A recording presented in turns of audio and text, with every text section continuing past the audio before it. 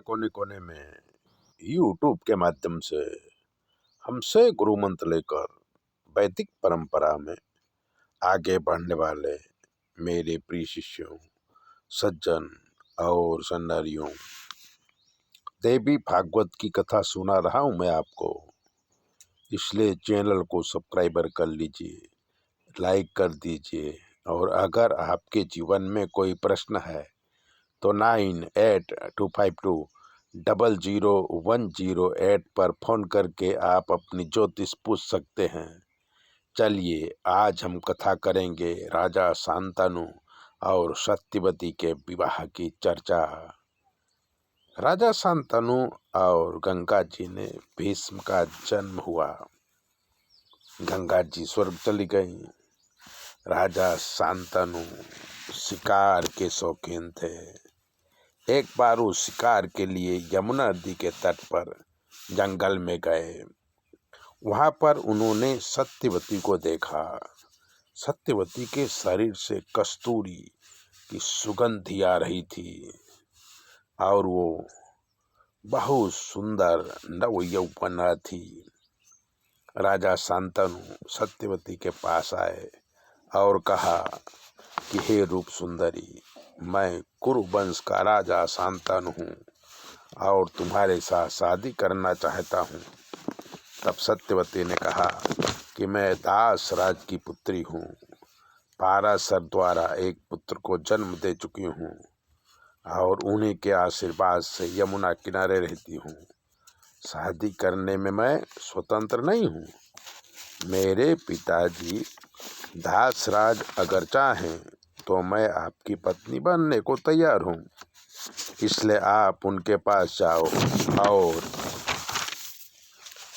उनसे मुझे मांग लो।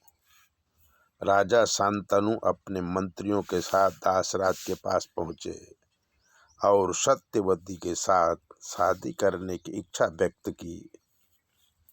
दासराज बोले कि हे राजन, अपनी पुत्री मैं आपको दूंगा, लेकिन शर्त यह है कि मेरी पुत्री से जो पुत्र होगा वो आपकी राजगादी का हकदार होगा।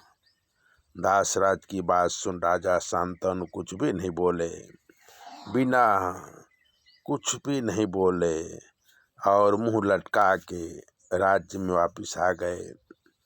पर सत्यवती को की याद में खाना पीना और सोना त्याग दिए। जब भीष्म को ये बात पता चली तो भीष्म मंत्रियों को लेकर दासराज के पास गए और अपने पिता के लिए सत्यवती का हाथ मांगा। राजा ने कहा कि भीष्म जैसा पुत्र जिसके पास है वो मेरी पुत्री को क्या सुख देंगे, इसलिए मैं अपनी कन्या देने से पहले शर्त रखता हूँ कि मेरी पुत्री के द्वारा उत्पन्न पुत्र ही राजगादी पर बैठेगा। ये आपको वचन देना पड़ेगा। तब भीष्म ने कहा कि मैं प्रतिज्ञा लेता हूँ कि मैं राजगादी में कभी नहीं बैठूंगा और शादी भी नहीं करूँगा, राजगादी की हमेशा रक्षा करूँगा। तब सत्यवती और राजा शांतनु की शादी हुई। तब सत्यवती को 2 पुत्र हुए और समय आने पर दोनों की मृत्यु भी हो गई। तब सत्यवती ने अपने पुत्र व्यास को बुलाकर दोनों विधवाओं में धृतराष्ट्र और पांडु को जन्म दिलाया तथा दासी से विदुर जी का जन्म हुआ। पांडु को राजा बनाया गया और विदुर जी को मंत्री बनाया गया। धृतराष्ट्र को 2 पत्नी थीं, एक गांधारी, दूसरी वैश्या जो वैश्यराज की पुत्री थी। पांडु के भी 2 पत्नी थी, कुंती और माद्री। इस प्रकार शक्ति की कृपा से पांडव और कौरवों का जन्म हुआ। मित्रों, ऐसे ही कथाओं को सुनने के लिए चैनल को सब्सक्राइबर कर लीजिए, लाइक कर दीजिए।